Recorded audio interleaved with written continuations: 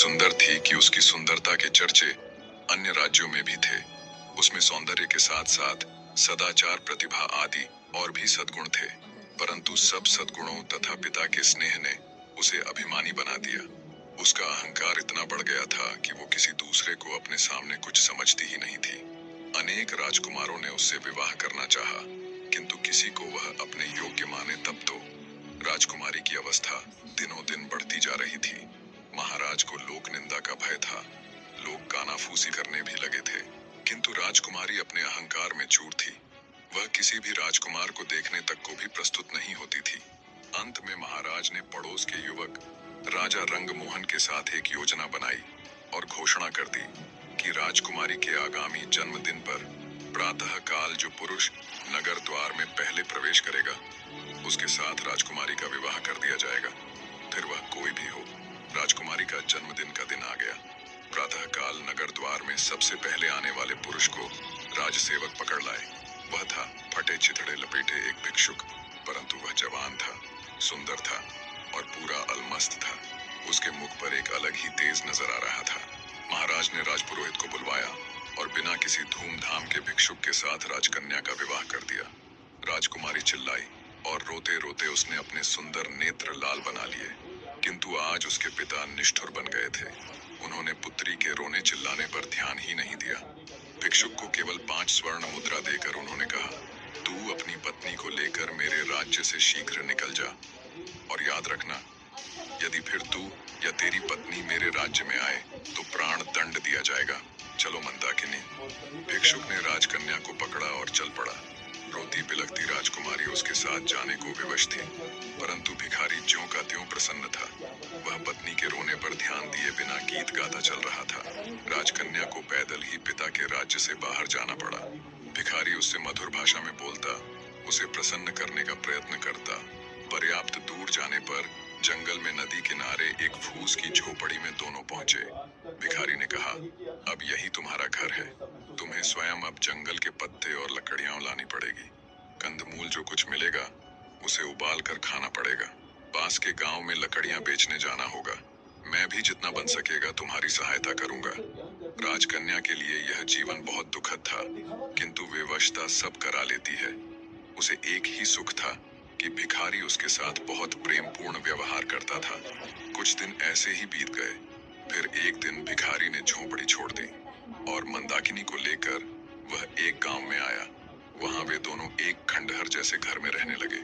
भिखारी कहीं से कुछ पैसे ले आया और उससे उसने मिट्टी के बर्तन खरीदे। पत्नी से कहा, इन बर्तनों को बाजार में ले जाकर बेच आओ। किसी समय जो राजकन्या थी, उसके लिए सिर पर बर्तन उठाकर बाजार में जाना बड़ा कठिन काम था, किंतु मरती क्या करती उसे जाना पड़ा। भिखारी ने उसे स्पष्ट कह दिया कि यदि उसकी आज्ञा का पालन न करना हो तो वह मंदाकिनी को छोड़कर चला जाएगा। बेचारी मंदाकिनी बर्तन सिर पर उठाकर बाजार गई। उसे बर्तन बेचना तो आता नहीं था, दूसरों से नम्र व्यवहार करना भी नहीं आता था। बाजार में बर्तन रखकर वह उनके पास खड़ी रही, क्योंकि जमीन पर बैठना उसे बहुत बुरा लग रहा था। उसे कुछ ही देर वहां खड़े हुई थी कि एक घुड़सवार युवक बाजार में आया। उसने मंदाकिनी से बर्तनों के दाम पूछे। मंदाकिनी ने रूखे स्वर में दाम बताए तो घुड़सवार लौट पड़ा। मोड़ते समय उसका घोड़ा भड़क उठा।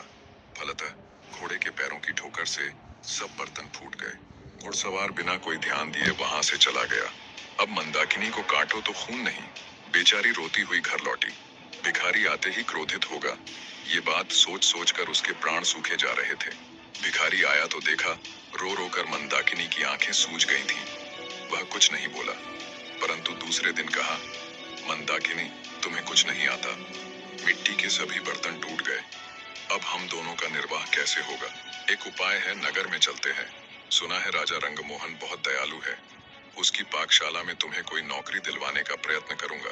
तुम्हें काम मिल जाए तो तुम्हारी ओर से निश्चिंत होकर मैं भी कहीं अच्छे पैसे वाला ढंग का काम ढूंढ लूंगा। कुछ धन एकत्र हो जाने पर कोई व्यापार कर लूंगा और तब तुम्हें भी अपने पास बुला लूंगा। राजा रंगमोहन का नाम सुनकर मंदाकिनी ने लंबी सांस ली। एक समय इस नरेश ने उससे विवाह करने का प्रस्ताव किया था। आज वह राजरानी होती, किंतु हाय रे ये घमंड, आज उसी राजभवन में वह दासी बनने जा रही है। जाने के अतिरिक्त कोई दूसरा रास्ता नहीं था। मंदाकिनी नगर में गई और राजा की पाकशाला में उसे नौकरी मिल गई। भिखारी उससे विदा होकर कहीं चला गया। मंदाकिनी का गर्व नष्ट हो गया था। उसका स्वभाव बदल गया था। अब वह अत्यंत विनम्र, परिश्रमी और सावधान सेविका बन गई थी। रसोई घर की अध्यक्षा रंभा कुमारी उसके कार्य से अत्यंत संतुष्ट थी। बसंत पंचमी आई। राजा रंगमोहन का जन्मदिन था। सभी सेवकों को इस दिन नरेश अपने हाथ से पुरस्कृत करते थे। दूसरी सेविकाओं के साथ मंदाकिनी को भी राजसभा में जाना पड़ा। जब सब सेवक पुरस्कृत हो चुके और सब सेविकाएं भी पुरस्कार पा चुकी, तब उसे पुकारा गया। वह हाथ जोड़े, मस्तक झुकाए राज सिंहासन के सामने खड़ी हो गई। नरेश ने कहा, मंदाकिनी, मैं तुमसे प्रसन्न हूँ। तुम्हें तो मैं अपनी रानी बनाना चाहता हूँ। मंदाकिनी चौंक पड़ी। महाराज, आपको ऐसी अधर्मपूर्ण बात नहीं करनी चाहिए। मैं परस्त्री हूँ। क्या हुआ जो मेरा पति भिक्षुक है? मेरा तो वही सर्वस्व है। उसे छोड़कर मैं दूसरे किसी की सोच भी नहीं सकती। वही मेरा स्वामी है। आपकी मुझ पर बहुत कृपा है, तो इतना अनुग्रह करें कि मेरे पति का पता लगवाकर उसे बुला दें। मैं पाकशाला में सेवा करके प्रसन्न हूँ। महाराज रंगमोहन चले गए और थोड़ी देर में वह भिखारी राजमहल से निकला। मंदाकिनी उसे देखते ही दौड़कर उसके पैरों पर गिर पड़ी।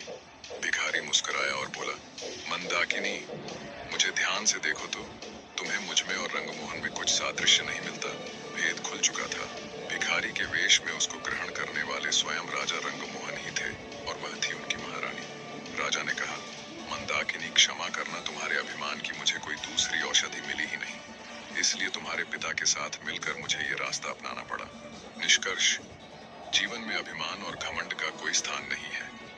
कठिन परिस्थितियां हमारे अहंकार को मिटाने और हमें विनम्र बनाने के लिए आती हैं।